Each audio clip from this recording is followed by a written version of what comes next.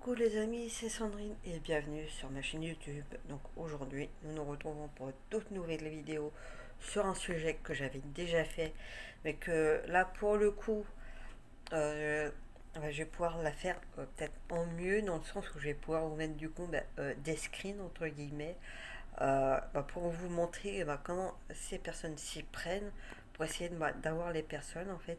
Donc je vais vous parler, ou plutôt vous reparler de ces fameux escrocs, ces brouteurs, euh, ces fameux arnaqueurs euh, qui sont pour certains très malins, d'autres un petit peu moins.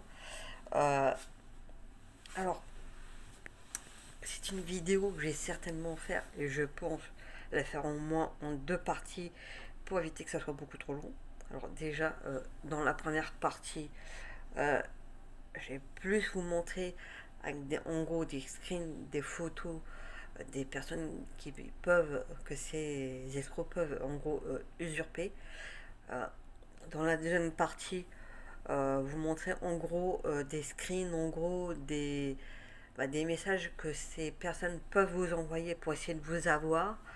Euh, Bien sûr, c'est une vidéo en fait plus à but préventif en fait. Pour la simple et bonne raison, c'est que j'ai déjà entre guillemets eu affaire, pardon, excusez-moi, eu affaire parce que ces personnes ont déjà à plusieurs reprises, maintes et maintes fois tenté de me contacter. Donc c'est vrai que maintenant, moi qui commence déjà à avoir l'habitude, j'arrive quand même à les repérer. Ça peut rester assez simple. Euh, Bien sûr, on peut en vouloir à ces personnes, mais plus aux personnes qui se cachent derrière ces photos, derrière ces identités, mais certainement pas derrière les personnes dont ils vont utiliser en fait les photos. Euh, Ils vont avoir souvent tendance à utiliser des personnes, on va dire, connues, par exemple des acteurs, par exemple comme l'acteur allemand Joel. Ils vont aussi souvent prendre aussi alors ça, c'est des personnes dont les photos reviennent très régulièrement, que je vais vous citer.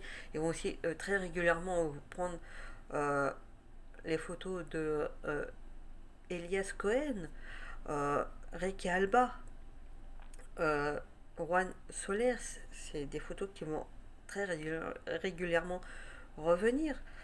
Euh, Joe Cross aussi. Michel, et je me souviens plus trop de son nom de famille derrière. Ramiro Fumazzoni aussi, si je ne me trompe pas dans son nom de famille. Euh, mais ils vont pas forcément prendre des photos entre guillemets plus ou moins connues, on va dire par rapport à nous du grand public, mais ils vont aussi souvent prendre aussi des photos que nous-mêmes connaissons. Et c'est là qu'il faut faire très attention à la manière dont nous publions par rapport à ce que nous mettons sur nos pages Facebook, notamment par exemple à nos listes d'amis par exemple, à faire attention à ce niveau-là parce que souvent ils vont avoir tendance, s'ils ont accès, ils vont avoir tendance à récupérer leurs photos, leur nom et des fois ils vont carrément se faire passer pour eux. Donc ils vont se créer un compte avec leur nom, leur prénom, sans rien changer du tout, en prenant carrément leur photo de profil, ils vont vous envoyer une demande d'ajout d'amis. Euh, Moi perso, je suis le genre de personne, si j'ai déjà moi la personne dans ma liste d'amis, euh, je vais être méfiante dans le sens où je vais me dire mais pourquoi la personne m'envoie une demande d'ajout d'amis alors que je l'ai déjà en ami en fait. Vous voyez ce que je veux dire? Donc déjà moi je vais me poser la question mais pourquoi? Et parfois aussi ce qui peut déjà être intriguant, ce qui peut mettre des fois aussi euh, sur la piste de est-ce que c'est vraiment mon ami, c'est des fois de regarder dans l'adresse URL. Des fois ça va pas être c'est là qui est l'adresse, le nom qui va dans l'adresse est totalement différente de votre, du nom et du prénom de votre ami. Souvent des fois ça reste cohérent, c'est rare avant que vous mettiez un autre nom. Par exemple, je sais pas, moi par exemple, moi ça va être mon nom, mon prénom, mais celui que je mets moi en surnom, que je le change, forcément dans l'adresse URL c'est totalement différent, le truc qui va être normal. Mais voilà, c'est faire très attention à ce niveau-là. Euh, après, faut pas en vouloir. Et souvent, quand ils vont vous contacter, ils vont essayer d'être gentils avec vous. Patati, patata. C'est pour essayer de mieux vous appâter et après vous demander de l'argent. Alors, c'est soit carrément vous demandez des euros en espèces, mais le problème, c'est que après, c'est au niveau de l'envoi. Alors, ce qui peut être aussi, euh, ce qui peut vous mettre aussi sur la piste aussi, c'est au niveau de l'envoi. C'est que certains vont vous demander, par exemple, c'est un exemple, par exemple 50 euros, parce qu'ils peuvent vous demander en petit homme 50 euros, mais en PCS. Ouais, les PCS, c'est par exemple, vous allez chez votre libraire, vous demandez par exemple 50 euros en PCS, et après vous payez donc 50 euros, et ils vont vous demander de rendre ça sous forme de tickets, comme à l'époque, les tickets de recharge téléphonique. Ça va être ça. Des fois, ils vont vous demander d'envoyer ça sous forme de Western Union. Donc, généralement, quand ils vous demandent déjà de leur envoyer de l'argent comme ça, euh, ne surtout pas déjà le faire parce que après, si vous souhaitez porter plainte, ils ne pourront pas retracer parce qu'ils ne pourront jamais retrouver la personne à ce niveau-là parce que forcément, ça ne laisse aucune trace déjà dedans.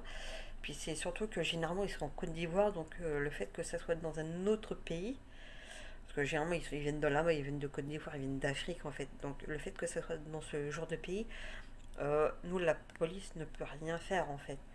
Euh, il me semble que si c'est dans l'espace Schengen, là je pense qu'ils peuvent faire éventuellement quelque chose. Mais le fait que ça soit par exemple en Côte d'Ivoire, bien que je crois que pour aller là-bas, on n'a pas besoin de passeport.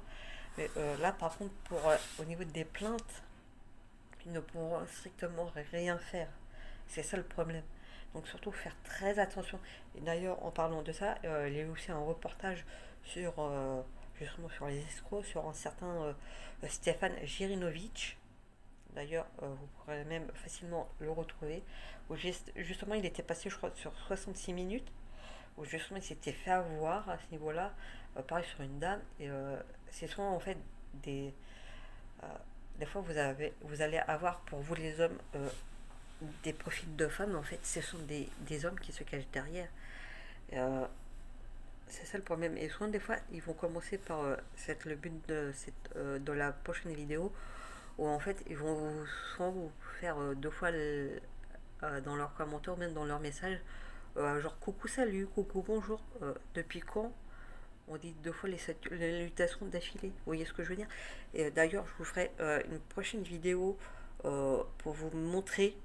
D'ailleurs, il va falloir que je trouve d'ailleurs les photos pour vous montrer en gros les photos des personnes qui usurpent très régulièrement pour vous montrer. Et bien sûr, c'est à titre préventif.